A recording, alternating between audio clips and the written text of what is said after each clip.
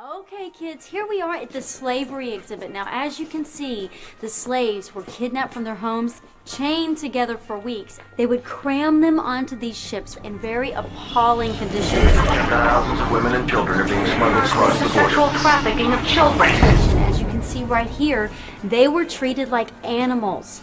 They worked all day long for no pay. In sweatshops raided by police, children forced into slave labor. Some of the slave masters were very cruel. They whipped them and they beat them, as you can see in some of these pictures. Be brutal, even fatal. So, before moving on, are there any questions? Does this still happen today?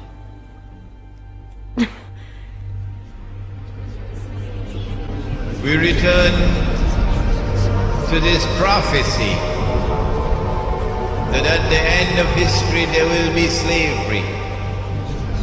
The greatest slavery of all is not the slavery which is behind us, but the slavery which is ahead of us. Can you tell which of these children was not born free? Can you tell which of these children was not born equal? Can you tell which of these children does not deserve to be treated with dignity?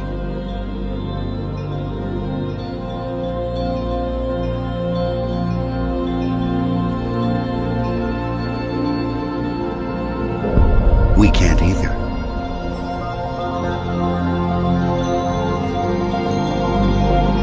What they're doing. Let's bear in mind, we are all equal. If we are all equal, who has the right to make any demands upon you? Who has the right to do anything to command you, demand you, put orders on you? Who has the power? No one.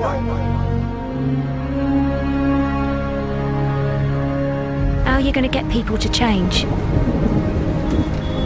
Small acts of defiance, he says.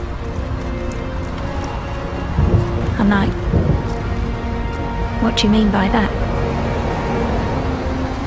Never make a scene. Just left him. Said that I didn't want to be part of his revolution. That I didn't want to see him again. But he phones me.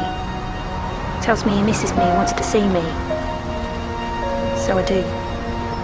I see him again. I got him all wrong. Because what he's doing isn't bad. You have to look at the bigger picture. What's good for everyone. When you try to understand the world, one of the first things you'll see is that there are many structures of control that keep almost everyone in check and keep almost everyone repressed to some degree.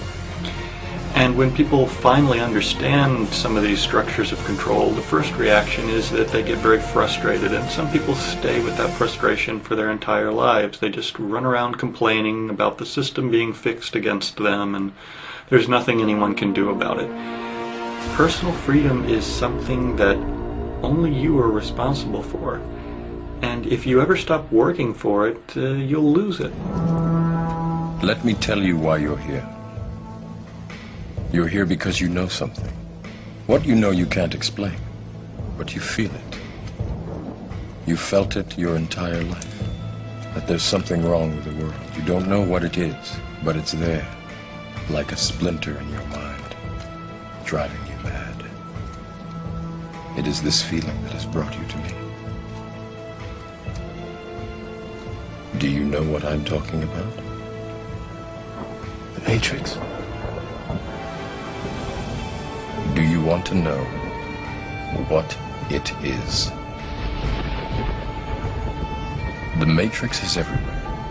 It is all around us. Even now, in this very room. You can see it when you look out your window or when you turn on your television. You can feel it when you go to work, when you go to church, when you pay your taxes. It is the world that has been pulled over your eyes to blind you from the truth.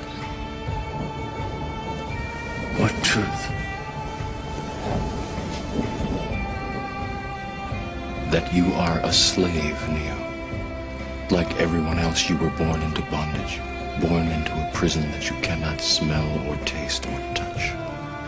A prison for your mind.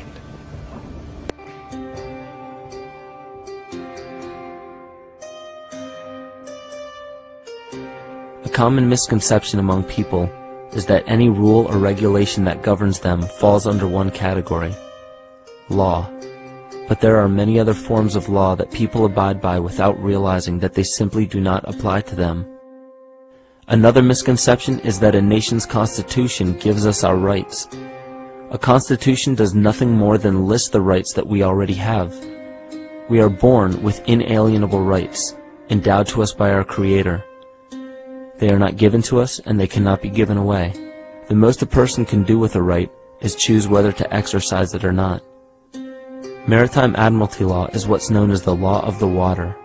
It is superseded by civil law and only applies to those who willingly contract themselves into it.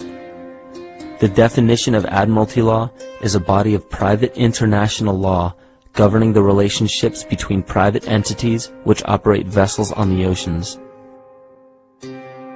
Let's look at how and why a form of law that is fashioned to govern corporations, businesses, and vessels has imposed its rule over natural human beings.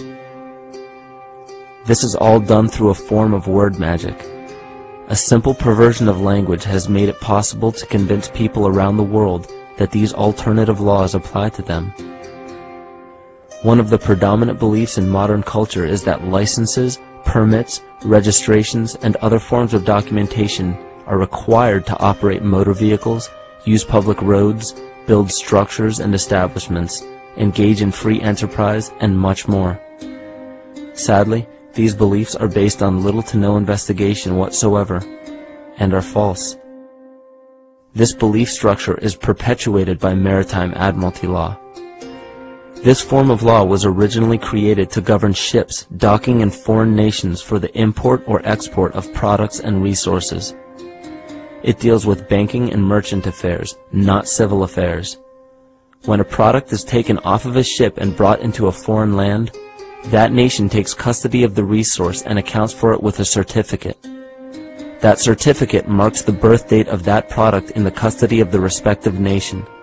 Think of why it is supposedly required to have a certificate of live birth in the first place. The Barron's Dictionary of Banking Terms defines a certificate as a paper establishing an ownership claim. So right there, we notice that everyone with a birth certificate is defined as being owned. People are used as collateral with other nations because the U.S. is bankrupt. The United States declared bankruptcy on March 9th of 1933.